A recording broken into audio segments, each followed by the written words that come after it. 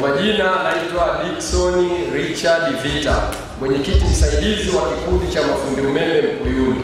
Kwa mikopo hii inatufanya vijana tujikeep busy sana na kazi kwa ajili ya kujiinua kiuchumi na kuendeleza taifa letu, kwa sababu vijana ndio taifa la leo na kesho.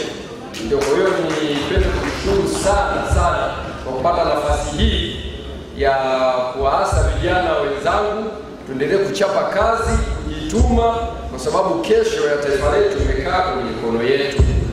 Na mwisho kabisa, si kwa muhimu, nipende kuwaasa wazazi na jamii nzima kwamba tusiwache vijana ambao wamemaliza shule, niombe wajiunge na vyuo vya VETA ambavyo vipo nchi nzima, kwa sababu kesho ya nchi hii imelala juu ya mabega ya vijana mafundi stadi, kwa sababu kila unachokiona hapa kimetengenezwa na fundi.